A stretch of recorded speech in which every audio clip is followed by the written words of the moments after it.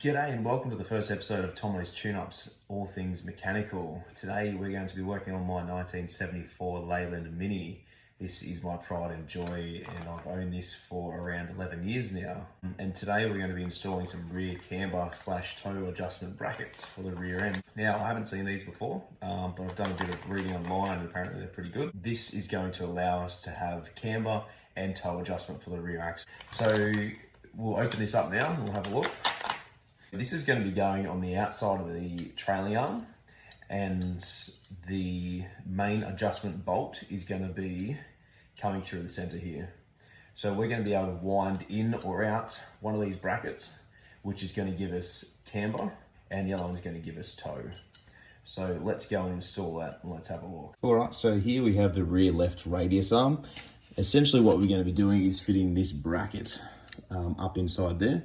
So it's going to go behind here and all the way along there and give us our adjustments. So let's get to work. So one thing you want to be doing before you start is getting yourself a little parts bucket, a dish, a old milk container, whatever it may be, just to put all your stuff in. That way you're not going to lose it. And get yourself a couple of tools as well. Look, I use a lot of snap-on stuff. Whatever isn't snap-on is either Bluepoint. Look, pretty much invest in good quality tools. If you invest in really shit quality tools, they won't last long. They'll slip, they'll round, you'll bust your knuckles. Essentially, the tools that you buy, you want to be able to last a lifetime. I've got a set of spanners there from when I started my apprenticeship 16 years ago, and I've still got them today, and I still use them every single day. Sometimes you can get away with that cheap stuff. People do like different brands.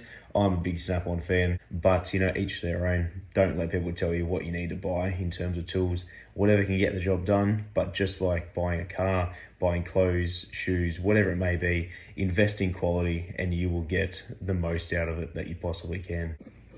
Okay, so as you can see here on the ground, I've got a bit of cardboard. It's always good to have something to sit on or kneel on when you're working on your car. The last thing you want to be doing is kneeling in dirt or grime and just crap and getting it all over yourself. So it's always an idea to either sweep beforehand, get a blower, or even just a bit of cardboard, something to sit on. That way you're not just working in the crap that's been sitting on your garage floor. This little bracket just comes off quite easy. So the next thing we're going to do is just go and get a spanner to remove this nut, and there are a few bolts we need to remove as well. So we're just going to start by undoing these two bolts at the back.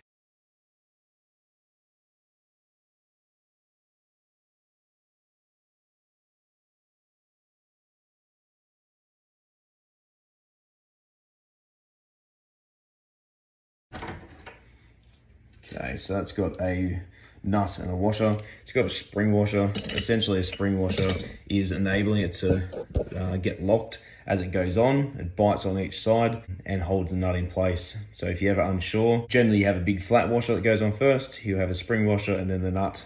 But the spring washer will always go on the side of the nut, whether it has a larger washer or not.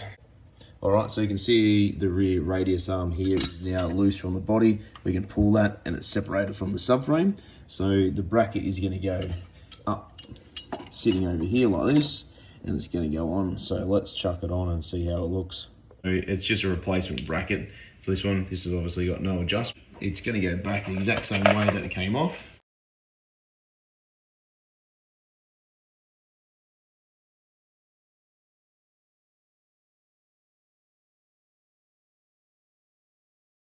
When I was an apprentice, they called me sex fingers because everything I touched, I fucked.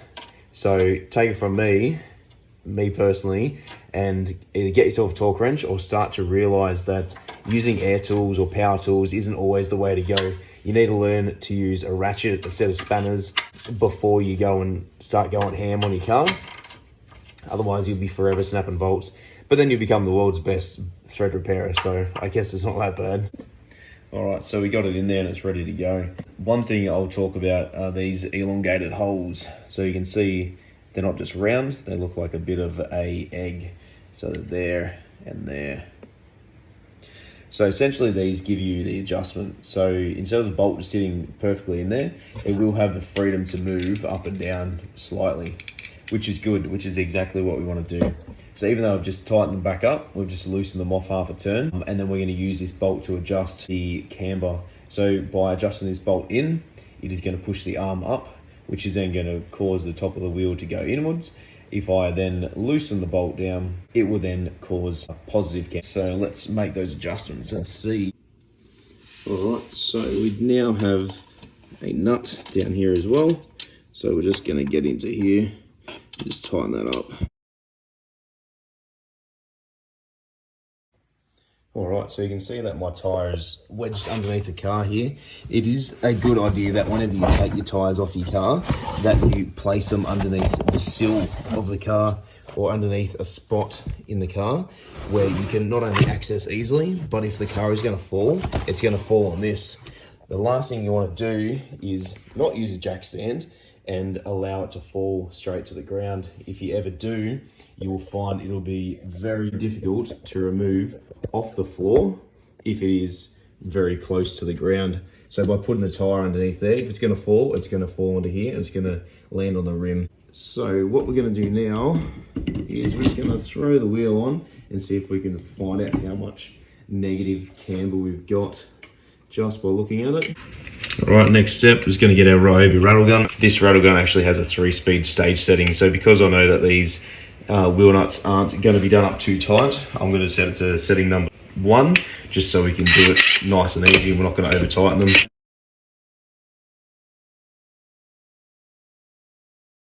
What we're going to do now is we're going to flip the camera around and we're going to have a quick look, see if we can notice any difference in camber. So at the moment there isn't much, but let's go to the other side and we'll put the wheel on and we'll have a look. So we're just going to do the comparison. So this is the right hand rear. You can see how much it is sticking out there. Let's get my torch so we get a bit better look. We go over here and then we have a look here. So you can see the difference is that it is sticking in a bit further in the top. What we're going to be looking at now is the camber. So already you can see that the top of the wheel is facing in and that the bottom of the wheel is out. And we'll just check the other side as well. So you always want to double check your work. Is exactly the same as well. We've had a bit of success here, which has been quite nice. So guys, that concludes the end of our first video. Just want to say thanks for sticking around and watching. Greatly appreciate it. Hit the like and subscribe button. And we'll see you next time on Tomo's Tune-Ups, all things DIY and mechanical.